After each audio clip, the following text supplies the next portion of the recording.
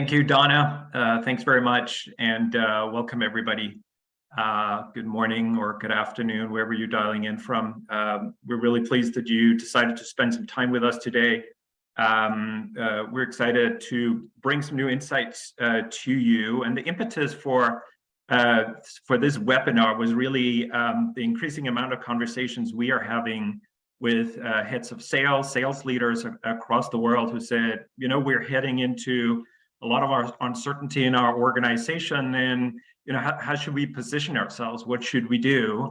And so we really want to share with you today both what we're learning in working with clients, but also more importantly, we've captured a lot of really interesting data over the last couple of years where we have not been missing out of a lot of change and uncertainty. And especially our study on world-class sales organizations, where we captured data through COVID, really gave us some interesting insights into what world-class sales organizations continue to do through uncertainty. So we want to bring that to you today, hopefully as some guidance for that.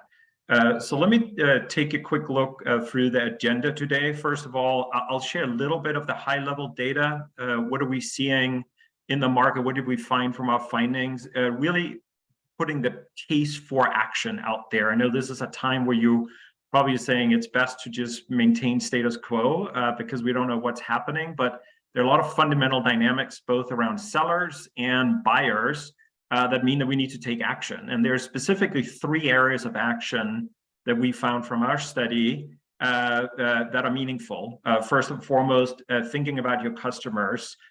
What are the right customers, if you want? How do we think about segmentation at a time when we need focus? Secondly, how about selling and sales skills in our organizations? What are the most wanted after skills that buyers are looking for when they are making decisions about B2B products and solutions? And thirdly, how do we gear an entire sales organization to execute on that? And there's a lot around how do we double down on the process, our methodology, to get a global sales organization aligned about what happens. But before diving into that, just a couple of notes. First off, let me just introduce a couple of folks that will be on the call today. With me, Mark Grimshaw, who heads up our sales effectiveness consulting team, and some of the key leaders on his team, Sam and Jason and Kimberly, who are client partners and working with clients on the issues that we'll discuss today. So you will hear from all of those kind of people. But I do want to do a little bit of a 30-second infomercial on Korn Ferry, mainly because the biggest question I hear when I talk to sales organizations is a little bit of a surprise around Korn Ferry being in the space, because mainly we are known as an executive search firm and an HR consulting firm. That's really the 50-year roots of this company. But we have been in this space for the last 3-4 years, and it really comprises of 2 things. Our deep expertise in what drives people and organizational performance from all the talent and organizational data that Korn Ferry has collected over the last 40-50 years. And we're using that to inform specifically around sales talent and sales organization. So we do a lot of our sales transformation work rooted in understanding of talent and organization. We do a lot of sales compensation and reward and incentive design as well. And then we added to that a couple of years ago, we acquired a company called Miller Heiman Group that is probably familiar to many of you. A long history of sales methodology. Blue sheets, green sheets might be some terms that people have known out there, helping with opportunity management, account management, preparing for sales interactions. And what we have been up to since we acquired that methodology is we've moved it into the CRM. So we now can offer our methodology inside Salesforce and Microsoft Dynamics. So we can help sellers apply our methodology as they do their work in Salesforce, which is a huge win for all the sellers out there. and obviously provide a coaching and training about that. We're super proud of a couple of the highlights on the right-hand side, leading training provider in Gartner. And we have more than 3 million opportunities being managed through our KFSL applications today with great impact on win rates and other things. But enough about us. What I really want to do is start off with you all and just get a sense of how are you viewing and preparing for this time of uncertainty. The question here is, factoring in the downturn or potential downturn, a moment of uncertainty, what mode do you consider your organization in currently? And we think about protection. So often, you know, we are kind of narrowing in on our area of focus. We're probably slimming down on projects, putting them on hold, maybe even cutting staff in non-essential areas. Optimizing is typically what we see, where there's a combination of downsizing and hiring in areas of growth, but really focused on our core business. And grow is significant opportunity. We continue to develop and hire sales teams in our thing. So let's see where all of you fall on that. And then Donna will kind of show the results as we get in there. So interesting enough, I think it probably is a good kind of mirror of what we see in the broader market. So there's a mix of protection, optimization, and growth. I do think there's still a fair amount of optimism out there, right? There is still mixed signal, but a case for growth, which I think is a great news, because if there's one thing we want to make sure you all take away from here is that there's a really good case for continue to evolving your sales organization. And actually, as we do that, let me take you in to a little bit that I think some data that kind of mirrors what we are seeing in the market as well. So, you know, when we looked at it, I think some of the data on this page kind of summarizes what we're seeing. This is from the CEO Confidence Index, just the latest data. This mixed signal of both 2/3 of CEOs saying they're prioritizing cost containment. They're starting to do downsizing in certain areas already, or preparing for it. But 50%, to many of you who just answered the poll as well, saying that they want to increase hiring, right? And they are looking for the right talent. I talked to a chief sales officer from a global manufacturing company a couple of months ago, and he said what I kind of wrote down on the right there, you know, that they're really trying to find a proper balance now between both investing in specialized talent, but also managing overall headcount costs and trying to manage kind of productivity and morale of the broader workforce. So no easy task, but I think a good signal of where many folks are. So let's look a little bit into kind of why we need to continue to adapt and evolve, because there is a lot of change, and there's change in two dimensions. As you see here, and this data again is from our sales performance research that we did collect over the period of COVID, ending at the end of kind of last year, earlier this year. Almost everybody had done or are going through massive change in their own sales organization. I think even more interestingly, 43% on the lower left there, also seeing significant change in their clients' buying processes and the B2B buying processes, how people are buying. And that is disrupting how we need to align as an organization. And I think the results on the right-hand side shows that sales organizations in general tend to struggle with how to position themselves, how to think about unlocking opportunities in the market and closing deals. We see a reduction in win rates, and we see decrease in average deal sizes, time to convert deals. All those metrics are down, which seems to indicate that there are some struggles about thinking about how do we position ourselves most effectively in the market to do that. Let me just take a couple of seconds looking into some of the things that we're seeing both on the kind of the buyer side and in terms of organizational positioning. So in terms of customers, I think there's really three things that are standing out that we are seeing both in our data and in our broad conversation. Number one, buyers are afraid of making decisions. I was just recently finished reading a fabulous book by my former colleague, Matt Dixon, The Jolt Effect, and I think he mentions this notion about buyer indecision, right? And how do you overcome that? And I think there was a data point there that said that 50% of all late-stage opportunities just fail to materialize. It's not necessarily that they are closed lost or they're outright lost. They're just never made a decision around them. And so that is the challenge. We build pipeline, but we just never really confirm it because buyers are afraid of making a decision. There's too much uncertainty to put their own careers and their own business units on place to actually make a bigger purchasing decision.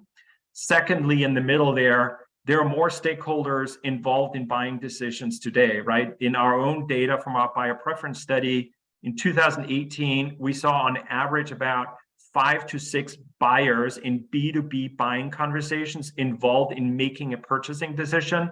Now, 2 years later, that number is closer to 7 and 8. So there are more buyers involved. There's even buying committees now being put down when you go through massive B2B buying decisions. And that's hard. It's hard for a seller to navigate through all that in an organization and often close on short deadlines. And thirdly, it's hard to deal with buyers right now who have much more information, right? I mean, they are doing their own research and they're not necessarily turning to sellers to understand what they sell. They turn to sellers when they kind of made a decision already. So in the 3 years that we've tracking this data from 2018 to the end of 2021, we saw a 21% drop in the buyers that reach out to a seller in the first 3 stages of the sales process. So buyers are not turning to sellers to help them understand what they should be doing, how to apply products, trade-off decisions. They turn to them when they made a decision, and that's a challenge. And it flows into the next thing that we are finding around kind of the sellers themselves, right? Because it seemed to indicate that we don't have necessarily the right sales organization with the right seller skills to really unlock and become more of a trusted advisor and get in with the buyer earlier. And so the data point that we have is that it's only about 52% of sellers that are actually have satisfactory selling skills according to the buyer. When you ask the buyer, they said really only half of sellers kind of meet the standards that I really want to even find value in talking to them. And that creates what we call the buyer apathy loop, which essentially say, I don't really like the sellers. They're not adding a ton of value. So, I'm gonna go to other people to find information, experts in the market, my network, to find information. So I'm engaging sellers later in the cycle. And in end effect, I really only see little difference between vendors because I'm not talking to them, which makes you even less likely ultimately to introduce a new seller early in the problem. So how do we break this buyer apathy loop is a big challenge for sales organizations. And it comes down to the right selling skills and that buyers want. And we're going to talk about that today. So in sum, when we looked across our data, there were really 3 things that stood out that what we call world-class sales organizations, so kind of the top 15% in outcomes, were focused on. Number 1, they were very focused on their customers and thinking about where do we focus and segment our customers? Where do we get smart revenue that is going to grow the organization? And where might we be wasting time? Secondly, people and skills. What are the right skills and how do we ensure that we define and reward those skills in our sales organization? And thirdly, process. Sounds boring, but critical to ensure that our sales process is actually used consistently across an organization, but also that we get managers to coach against it and use it as a language of sales across a global sales organization. So 3 important things. We're going to spend some time at the remaining time we have today on each of these 3 on some key takeaways that we have had from our data and our own interaction. So let me use this to introduce my colleague, Jason, who is on an advisory team and has spent most of his career working with clients, especially around these questions around customer and customer segmentation. Jason, over to you. Yeah. Thank you, Christopher, and I appreciate everyone joining us this morning. As Christopher said, my passion is advising clients around sales strategy, go-to-market plans, and a foundational step of that is often customer segmentation. Let's look at some data. As Christopher referenced the study that we've done over the last couple of years, and the findings were pretty clear. The companies that did the heavy lifting and the hard work and to look at customer segmentation, they performed better. These companies won more deals and hit their quotas more often. So it's important, and the data clearly indicates that the best-in-class, world-class companies do that, developed a specific customer treatment models for different cohorts of customers, and then wraps around specific sales plans for those segments of customers. So let's talk about, what's interesting in the poll that was done, right? It seems to be everyone is in growth mode. And we think that's great. That's the whole premise of what we want to convey to everyone today is, you can still grow during these times of uncertainty. But as we think about growth, I think it's important that we think about profitable growth. And it's what we call smart revenue growth, right? Because as we face these uncertain times, we feel that sales leaders are going to be asked to do more, but with less, right? So you have to be very targeted about focusing on where you have the most opportunity to grow profits, because there's going to be a lot of pressure for that. So our model really kind of breaks it into 4 different cohorts of customers. We look at sales, and we consider high sales, typically 70–80% of your revenue, depending on the type of business we're working with. Margin, I need to take a minute to talk to you about that. This is, as we do customer segmentation and we think about margin by customer, it's more than just looking at gross margin, because I promise if you start to dissect a profit and a P&L in a business, there's a lot of customer costs that are buried in SG&A. The cost of the sales team, marketing costs, other acquisition costs. It could even be related to operational type activities with customer service and supply chain. So doing the hard work to identify all the costs that should be allocated to certain customers is real important when you're considering a model of this nature. So like I said, it falls out into 4 cohorts. The top right, that's the engine of your business, right? These are your biggest customers and the most profitable. So you have to think about, this is where we double down, we invest and protect, we extend our reach and the time that we spend with those customers. And there's another cohort of customers. They're high sales, but maybe the margin is less than it should be. And there's really 2 levers to pull here. One is doing some targeted price increases, or maybe you got to change your cost to serve model, right? How you service that segment of customers to reduce cost there. Then in the bottom right, this is where a lot of your growth can come from, right? Again, back to the poll, people are pretty bullish about growing. These are a group of customers that maybe, they're profitable, but maybe they're not buying your full product line, or maybe they're just cherry picking certain things that you sell, or maybe they just don't even know about them. And so you've got to enable your sales team. Often putting in programs around upselling and cross-selling helps kind of push this group of customers up to the top right. Then lastly, there's some customers you really have to take a hard look at. It's not our nature as salespeople to think about firing customers, because we've really kind of killed ourselves to even have a customer. And then having to shed it can be challenging. So there's other things you can do before you just truly fire a customer. You can look at things like pre-buys or changing the minimum order quantities or things of that nature. Again, to try to move everyone up to the top right. But there are times that you have to fire a customer because they're adding complexity to the business, they're eating up your sales capacity, and not really contributing anything to the bottom line.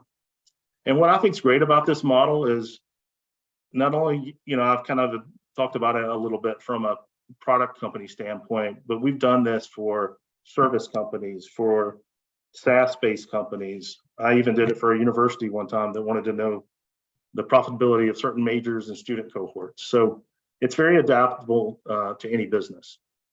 So we'll move in and I'll give you a real world example and some of the outcomes. This is a client I recently worked with. It was a distributor to like the big grocery and food chains, mid-sized company, about $1 billion. So you see kind of how the data fell out there. About 6% of their customers made up 80% of revenue. So that was a little bit of a red flag for us, right? Because of that customer concentration, that's not necessarily ideal. Then they had another segment of customers, like almost a third of their customers that were really bringing nothing to the bottom line. So there had to be some work there to figure out what was going on. But the bottom right, the grow category, that's what I call the hidden gems. This was awesome for them because they had this large group of customers, very profitable. We just had to help them figure out how to sell more to this group. So some things that this client did. Number one is, thinking about investing in protecting. They put together dedicated account teams to focus on their top 10 customers initially. And this just wasn't sales. It was sales. It was customer service. It was operations. It was even finance people. And the goal of those teams was to create a B2C type experience, right? They wanted a frictionless buying experience with superior service. The group of high sales but low margin customers, we helped them do the deep dive into all the product segments and even at the SKU level of what their customers were buying, and help them do a targeted sales increase program, because a lot of companies, it's just easy and maybe somewhat lazy to say, okay, let's just go 5% across the board, but then that's not very palatable to the end customer sometimes. So going in and doing the heavy lifting to find, here's the exact product segments we need to raise prices on, proved fruitful for this client. And then, the hidden gems I talked about, this segment that was, very high margin customers, but we're just not selling enough to them. We found out it was all the independent grocery chains. And so you can imagine that's a hard group to get to. It's not really feasible to have a direct sales organization to go after that. So we stood up an inside sales group that was focused on selling the full catalog of their products to those clients. And then lastly, we truly did have to fire over 100 customers that were just bringing nothing to the bottom line, and they wouldn't accept any price increases or things of that nature. So I hope that gives you a flavor of how you can actually put this segmentation model into practice. And as you can see for this client, they grew profits by 10%, which was great because they were owned by private equity. So the end, I'll just leave you with some parting thoughts around segmentation.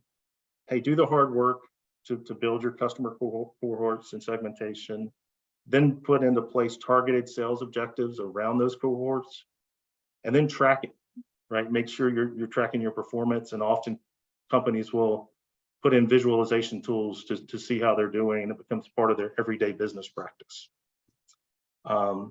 So I hope I've given you some insights on how to think about customers. I'm gonna hand it over to our colleagues, Sam and Kimberly, who are gonna talk about how to drive sales team performance. Thanks, Jason. Really appreciate it. Our research is really clear that not only do we have to focus on this customers that Jason was just talking about, but on the sales side as well. And the question is, where and how do we spend time in order to move the needle, which is especially important during economic uncertainty. So even though a lot of you said you're in growth mode, which is phenomenal, we still need to do the right process in order to make that work and double down on that. So the first area is analytics. And a lot of organizations are using analytics to understand their customers, and mostly on the sales process, but not necessarily on the sellers themselves and what makes them great. And the vast majority of organizations are simply not doing this. Our latest sales performance study shows that 61% aren't using data to measure and predict sales performance. A lot of times it's after the fact, they're trying to figure out what's going on, not necessarily beforehand. And then in order to then use what makes sellers great, organizations need to align their sales support and coaching to that secret sauce. And this is especially important since we're finding that even if managers are spending time coaching, 59% say it's not effective, which means managers aren't doing the core functions of their jobs effectively. And so you have to wrap development and coaching specifically around that secret sauce. And then they need to calibrate their organization's rewards, environment, talent, and culture to that greatness. So Kimberly, can you give us some detail and evidence as to why getting this right is important? Thanks, Sam.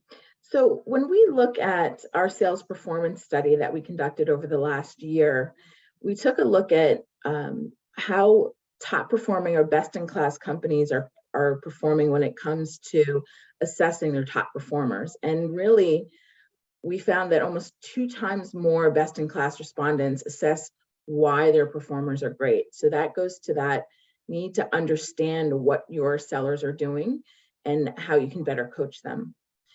Another interesting point that we found in our study is that the salespeople's capability level is now being more directed towards perspective selling or selling with perspective. So we've spent a lot of time thinking about solution selling, and we know that best-in-class companies are solution selling these days, but that perceptive selling and having selling with insight is 2 times more likely in best-in-class companies. So it's something to think about as you build insight for your sales team. Now we can take a look at the 4 things that buyers are really looking for from their sellers. We talked about the buyer apathy loop. And so we wanted to point out some of the key things that buyers are really looking for in their seller interactions. The top thing that sellers are saying is that they're looking for is that the seller understands their business, situation, and needs. So very important to understand that. It's also important to buyers that sellers demonstrate an ROI or value to their product. It's important that sellers are actively listening to their buyers. And it's also important that they provide expertise. And something that we found that is really interesting in our buyer preferences study is that 22% of buyers go to salespeople when facing a challenge, but 41% go to experts when facing a challenge. So positioning your sales team as the experts in their space is also incredibly critical to success in this type of environment. And the last thing I'll point out here is in the world-class study practices study, we understand that coaching is really important.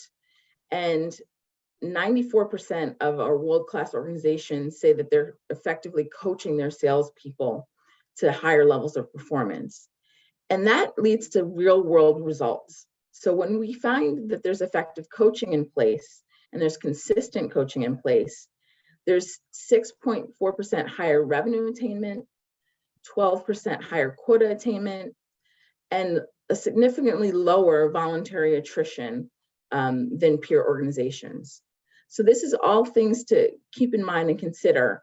I'm going to turn it back to Sam to talk a little bit more about coaching and what the philosophy is behind that. Thanks, Kimberly. So we know that coaching works, as evidenced by the impacts that Kimberly mentioned: revenue and quota attainment, win rates, lower voluntary attrition. And that's really important since there's still a war for talent. And we need to make sure that the right sellers feel engaged and valued, or they may leave. But we're finding is best-in-class organizations don't just help sellers with sales process, but rather discover opportunities for personal development to make intentional change. You know, our natural inclination right now, especially with economic uncertainty, or if sales are falling, or if there's quite a bit of competition out there, is to really just drive process, right? Drive sales using more stick than carrot, right? Sales is hard. But our research on coaching shows that the best coaches focus not only on action on the right side of your screen here, on doing, but with tools and techniques and goal setting, but also on mindset, focusing on the person, their personal, professional, team, organizational goals. It's really important. You know, we have an ebook on best coaching, and you can feel free to download it from our website. But the 5 key takeaways from the book are that the first is aligning individual and organizational objectives, right? It's not just about the organization. It's not just about the team, but every single person has their own goals. We have to really align those 2 things. And the second is identify and coach a critical mass, because that's what drives culture change. And we'll talk about that in a minute. But the third thing is really this sort of tactical understanding of what delivering a quality coaching conversation is. It involves inspiring the individual to change and exploring options for doing so, creating this new space in which to achieve greatness, and then activating that ability to go achieve goals. So you see that on the slide here about mindset and energy and space and focusing on the now. What is it about you right now that'll help you? And then the fourth is building connected coaching journeys at scale. You want everybody doing this in the organization the right way. And that allows you to do the fifth thing, which is scaling intelligence and outcomes. Keep that coaching change going, as well as development, by the way. So if organizations are doing this right, they connect the right coach to the right individual, connect the individual to the organizational goals, connect coaching at every level and coaches to each other, and the entire organization gets better. And so when we get the analytics, the people, and why they succeed right, and then we add the right coaching and development, we wrap that in the right enablement, and that creates the environment and culture that succeed. There's an ecosystem here, and you need to start asking tough questions about making sure you have an environment that supports success. We had this very large tech client that once asked us to analyze their sales training to see if they had the right training, because they kept wooing very high performers from other firms over, and they'd fall flat. So we could have analyzed the training and instead, though, asked a number of questions around what leads to sales productivity. And it was very clear they hadn't wrapped their arms around that idea of greatness, and then develop and coach their people to that and create an environment to make sure they could succeed there at that company, selling those products and services in that culture, not at the old organization. So there are a number of questions to ask. Let's start at the bottom of the slide here. You see, communication is key. You need to ensure that people feel informed and embody the message and the value prop of your organization. And then going up to the left, are you developing the mindsets and skill sets of your people in the organization? Are people being developed to the skills that succeed, that actually lead to productivity? In many organizations, we've seen that 50% of training has no impact on sales productivity. You can take half the training away and your organization will actually do better because they haven't aligned it to the skills that they need in order to succeed, as well as the behaviors. And then are you assessing talent against great? And then recruiting, selecting, and hiring to that, and then looking at succession and retention through that lens. And then is the organization set up for success? Is it designed with the right spans and layers to make sure sellers get the right coaching and development to succeed? And then looking at leadership, are leaders coaching and developing their teams? Remember, coaching is about process and people, not just process.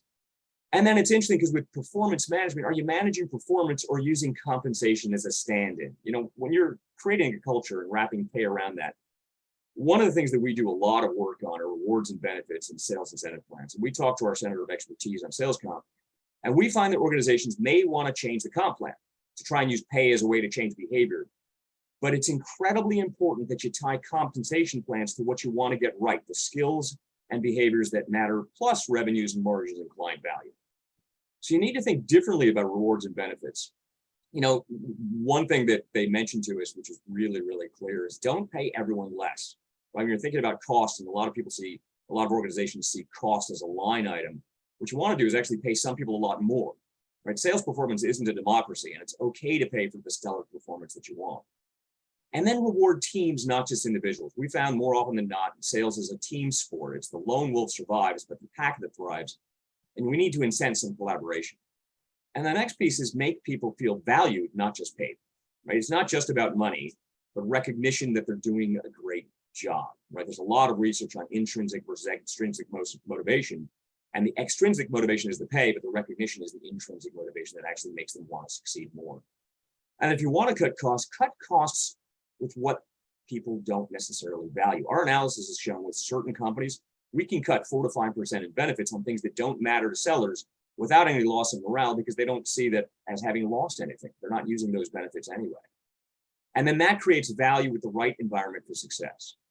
So that client that I just talked about, that once we redesign their organization to think through asking the right question, we approach that issue in that way about what makes great, and then how do we wrap all the coaching and training and development around that greatness and change recruiting, selection, and hiring and retention and succession to that, and then change the organization based on the question of this slide. We gave them an extra $3.2 billion over 5 years with a net present value of $1.8 billion. So the real takeaway then is to say you have to understand what great is, align the organization revenues and margins to that with the right coaching and development, and then reward the organization and create the right culture. So I'd like to hand over to Mark Grimshaw, who leads our sales effectiveness consulting, and he was the COO of Miller Heiman prior to their acquisition in 2019. He's going to cover our last topic today, execution. So thanks, Sam, and thank you to everybody for staying with us and joining us today. So Sam and Kimberly spoke about getting the right people. Jason talked about the right customers, and so the last piece of the puzzle, I guess, is how do you execute that then? How do you execute that with and execute with precision? And that's always been difficult, and I think it's even more difficult now as we may be entering, a significant and long downturn. And so I'd like to start off with a poll.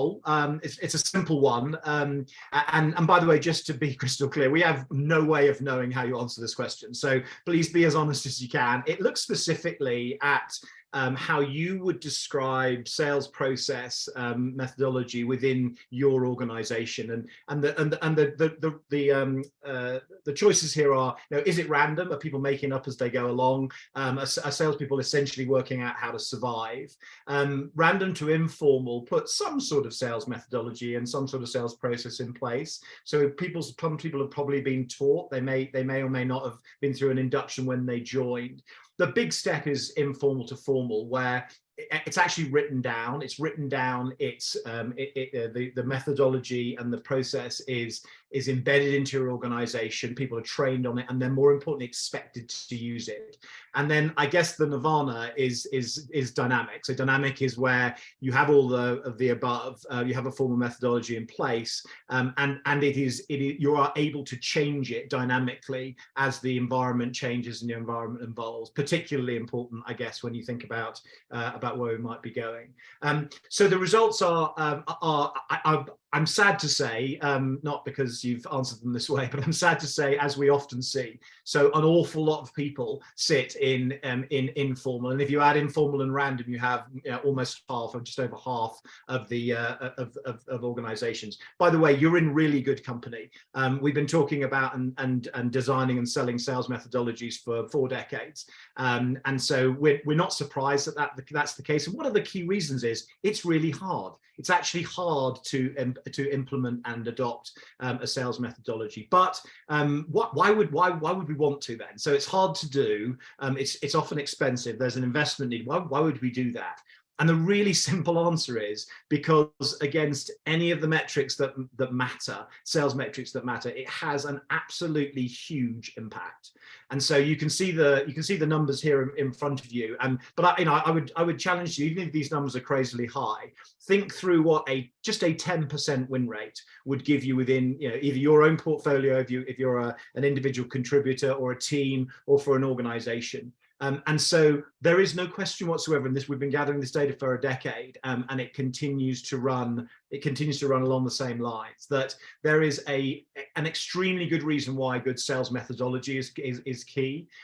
If you can put that together with a great sales process, that makes a real difference. And then the real gem is aligning it with the customer's buying process. And you heard Christopher talk about buying becoming more complicated, about the buying processes becoming more complicated. It happened going into and coming out of COVID with a lot of virtual. I think it will happen again as we move to perhaps to a long and maybe deep recession. And so there is no question this is a good thing to do. And as we sit and as we sit and think through the key reasons over years of research that it actually matters, they're on the slide here for you. So the first one is that sales methodology gives you a practical, repeatable, scalable framework. And sales are complex. Sales are becoming more complex with more complex numbers of people in them. And so anything that gives you something that's easy to use and valuable and allows you to repeat and scale is always a good thing. The second one is that the ability to to come up with a standard criteria for evaluating opportunities. Jason talked about the concept of treating your customers differently. One of the only ways you can do that in terms of your day-to-day basis is to understand the ones that are most valuable. That's Jason's work, but also understand how to treat them differently. And that requires you to be able to evaluate opportunities and situations accurately and consistently across the board. And then the third piece is the connection between the process that you are implementing and where the customer is, and meeting the customer where they are, trying to identify and satisfy excuse me, the customer needs. And because salespeople are super bright and super motivated, but have a lot of stuff to do, any kind of guidance as they go through the different stages, clear guidance based on data, ends up delivering incredible value. So with that in mind, however you decide to do whichever methodology you choose to use, methodology becomes important. So let's dig a bit deeper into what we mean when we say that methodology can drive behavior.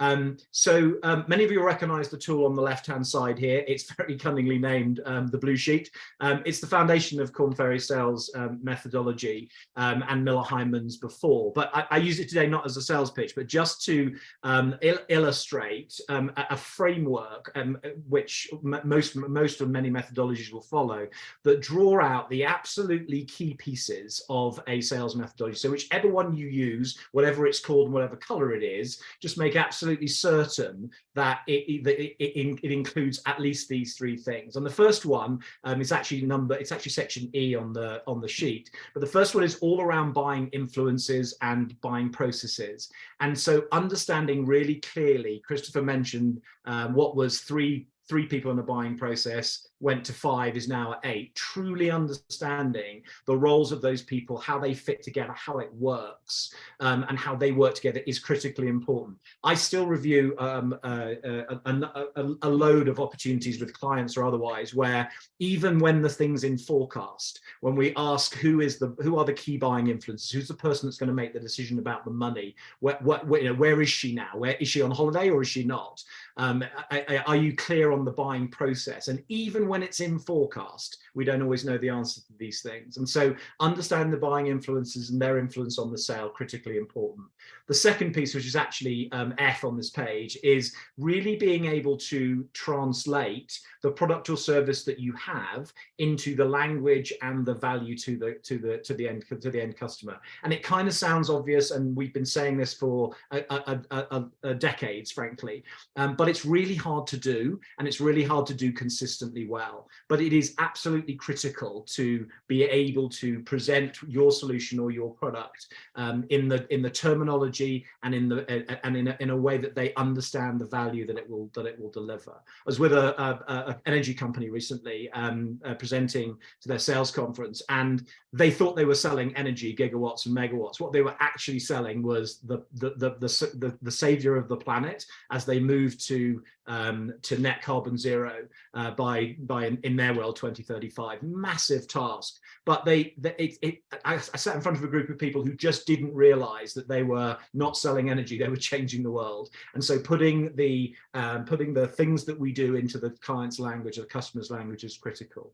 And then the last piece is that however you do this and whatever you do with it, it's really important that you gain data and insight out of that process so that you can work out what to do next.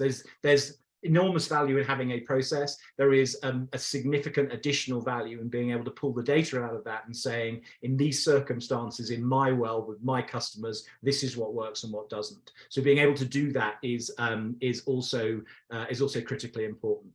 So whether you use a blue sheet or any other kind of methodology, whichever you're using, now is the time to check, is it fit for purpose? Does it cover the things that are on this page? Is it aligned with what your buyers are doing? And will it really work for what you and your teams are up to?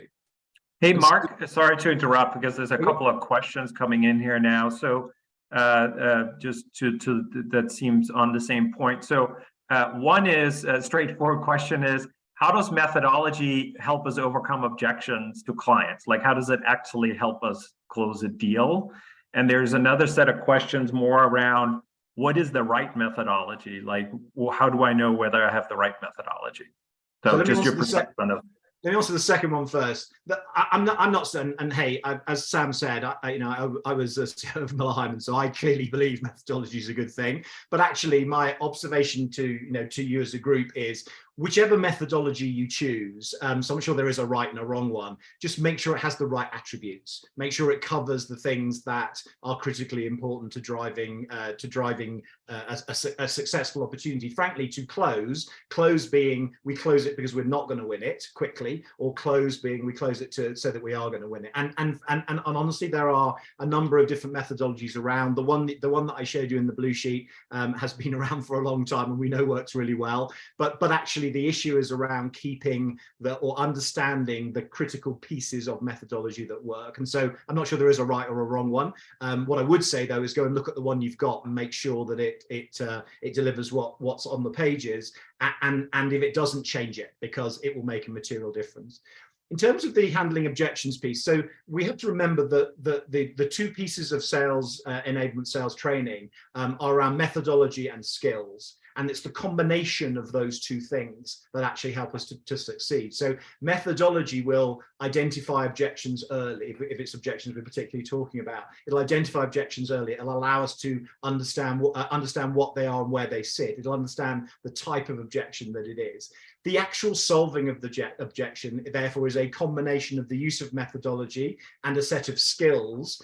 Sam talked a little bit about them. The set of skills within the sales team. They may be questioning skills. They may be they may be specific negotiation skills. But handling objections is a combination of those two things. Methodology will not solve it on its own. You need to combine it with the skills piece to go with it. But those two things are utterly, number one, symbiotic, and secondly, they work together really closely and integrate really well. It's great questions. Thank you. Really appreciate it. So I wanted to come back to all this is great, and I guess we would argue incredibly powerful methodology is a good thing, but it really only works if you work out how to adopt it, and that is super hard. That's been hard for a long time, and it continues to be so, and it'll probably become more so. And adoption is about, first of all, having the thing adopted in the first place, then making sure that it's used consistently, and then making sure that it's sustained over time. And that was always really hard. It was even more difficult during COVID. And although we were kind of helped a bit in COVID because everybody was not allowed out, and so they were locked in a room, and actually adoption went up, sales methodologies went up during COVID. As we come out of COVID and we go into a difficult world coming ahead, it will continue to be hard. So whether you are looking at your own existing methodology or making an investment in a new one, there are three guiding principles that have impacted adoption and success of methodology since the beginning of methodology. The first one is that methodology gives you the gift of common language. It gives you the gift of everybody can talk about something in the same way, at the same level, with the same understanding. But it's incredibly important that that's done at all levels in the organization. So whether you are a senior sales leader or a CEO or an HR director or somebody in finance, understanding the common language of the methodology and of opportunity is critically important. I used to work for a telecoms company a long time ago, and we were Miller Heiman at the time. It was a long time ago. And the CEO of the organization was a multi-billion-dollar organization. The CEO of the organization got the bit between his teeth, and every week he used to assign an hour of his calendar. We knew when it was, when he used to phone people and ask them about them, using the terminology and the methodology, ask them about what was going on with their deals. And we used to dread it. I used to try and be sick during that 1 hour because I did not want the CEO phoning me. But the reason he did it, apart from driving the methodology across the organization, was because very often he could help. I said the economic buyer for a deal was Rachel, and he said, oh, well, fine, actually somebody on our board knows Rachel. Let's go and have a conversation. So the ability to use that common language at all levels across the organization, critical. The second one is coaching, and coaching again, because we know for sure, and Sam and Kimberly talked about it, we know for sure that, especially as we go into a recession, coaching is critically important. Coaching the whole individual is important. And in this particular case, coaching to a specific methodology. It's not generally how are you doing and how your deals. It's specifically looking at the methodology and understanding where you are and where you are within it. And that framework lets you do that very effectively.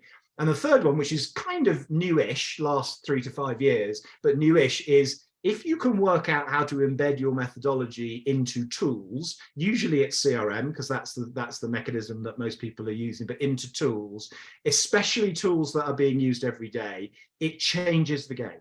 And so in this particular case, this data comes from the Korn Ferry product, Korn Ferry Sell, which is putting our methodologies, the Miller Heiman methodologies, now Korn Ferry, into CRM, Salesforce, and Dynamics. So this is our particular example, but the number is staggering. And by the way, it would work across all technologies.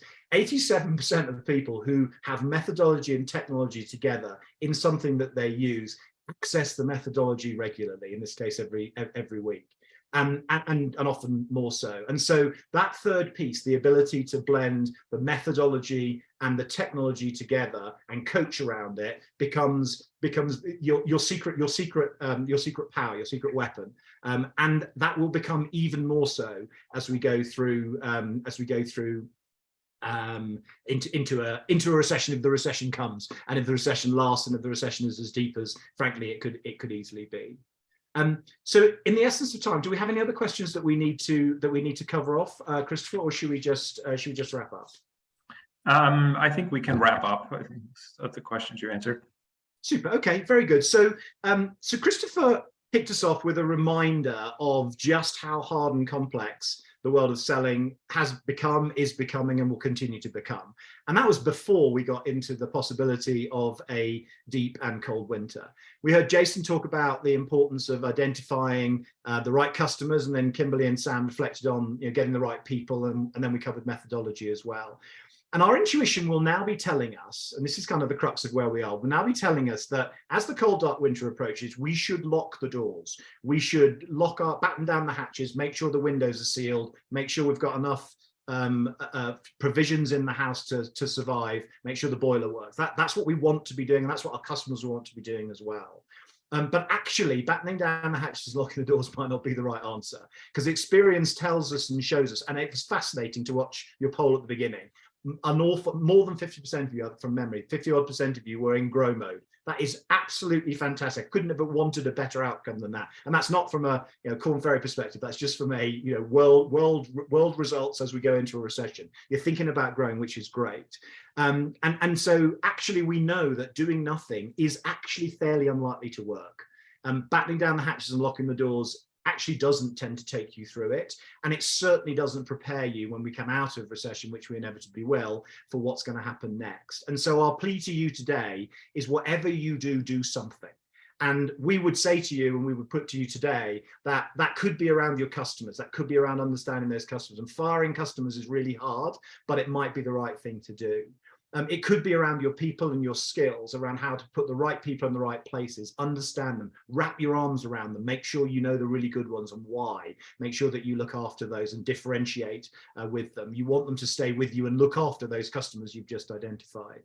And then the third piece is, and whatever you do, get the basics right, get the process piece right. Christopher mentioned that the process sometimes feels like the boring part of this, and it may be to look at and to read, but boy does it make a difference, especially when things become more acute and circumstances become more difficult. So nail the basics and then execute a very deliberate strategy. And I'll finish with this. You said at the beginning that many of you were into grow. Some were in optimize and some were in protect. Whichever of those areas you're in whichever parts of your business, and it may be multiple of them, come up with a deliberate strategy, with a precise deliberate strategy to go and deliver that. Don't just weather the storm, don't just lock the doors and lock yourself in and be well. Work out how you're going to grow your business and drive value.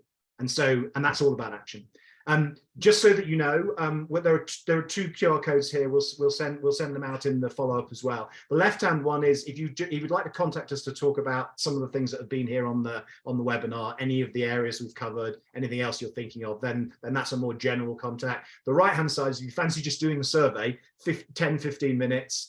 It plots you on the randomness of your sales process and then your relationships with clients. So it's a really quick and easy thing to do. We call it the sales performance meter. and it just gives you a snapshot of where you are. So depending on how you want to engage, use either one, neither one. That would be super. And as I said, we'll write out from here. So I'll just hand over to Donna for the final piece. But thank you so much, everybody, for joining and for being part of what we are. Actually, let me cover it since I'm here. So please take a moment to fill in the feedback poll if you would. We would like to use the data to improve and to make sure that our webinars remain relevant. So thank you all for being here. Thank you for taking your time with us and staying to the end. We look forward to working with you. Much appreciated.